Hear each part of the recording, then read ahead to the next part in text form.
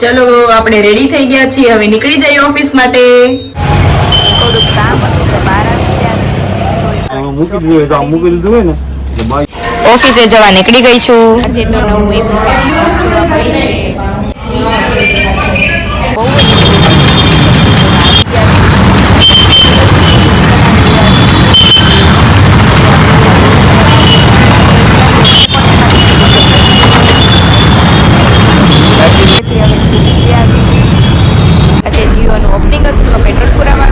આવી ગઈ છું. થોડાક મચ્છર મારી લે, કેમ કે મચ્છર અત્યારે બહુ જ વધી ગયા છે ગાઈઝ.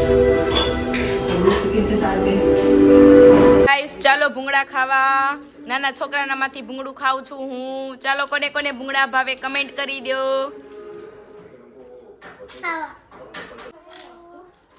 આ બે મેચિંગ કર્યું છે, પિંક પિંક. આ મારી મિશ્રી છે.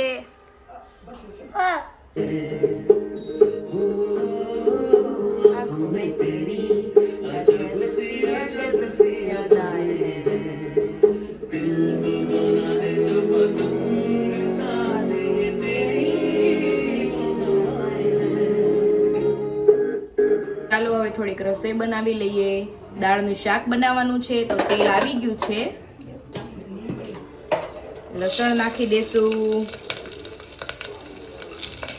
અને લીમડો નાખી દેશું. થોડીક હળદર એડ કરી દેશું.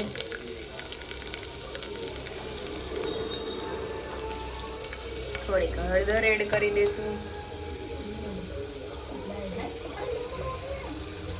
દાળ નાખી દેશું.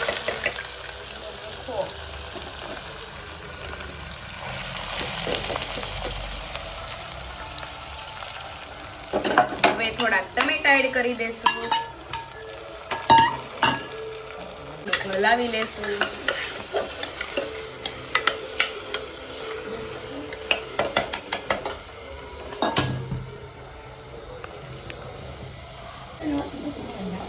થોડી ચટણી એડ કરી દેશું. અમારે લસણ વાળી ચટણી નાખવાની હોય એટલે આ ચટણી અમે ઓછી નાખીએ છીએ ગાઈઝ. તમે પણ લસણ વાળી ચટણી નાખજો, કેમ કે એનો સ્વાદ બહુ જ મસ્ત આવશે. થોડુંક મીઠું ઉમેરી દેશું.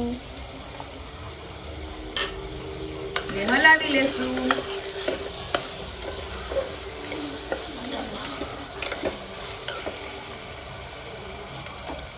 થોડીક વાર ચડવા દેશું.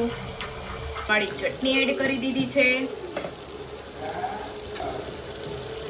ત્યારબાદ થોડું હલાવી લેશું.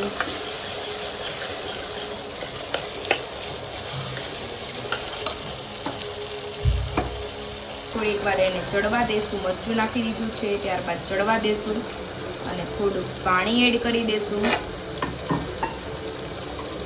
કોને કોને દાળનું શાક બહુ જ ભાવે કમેન્ટ કરી દો ગાઈઝ.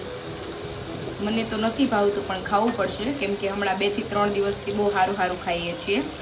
હવે સારું બનવાની શક્યતા ઓછી છે થોડીક ગાઈઝ. કરી દીધું છે. હવે આપણે એને બાફવા મૂકી દેશું. ઉકળી ગયું છે. હવે આપણે એને ઢાંકણું બંધ કરી દેશું. 4 સીટી થવા દેશું. આજે સેમીફાઇનલ મેચ છે તો મેચ જોઈ રહ્યા છીએ. કોને કોને મેચનો બહુ શોખ છે કમેન્ટ કરી દો. ખાઈને ઊભા થઈ ગયા છીએ. હવે થોડુંક કચરો વાળી લેશું. આવી ગયા છે તો આપણે ચીકુનું જ્યુસ બનાવી લઈએ. મસ્ત રેડી છે.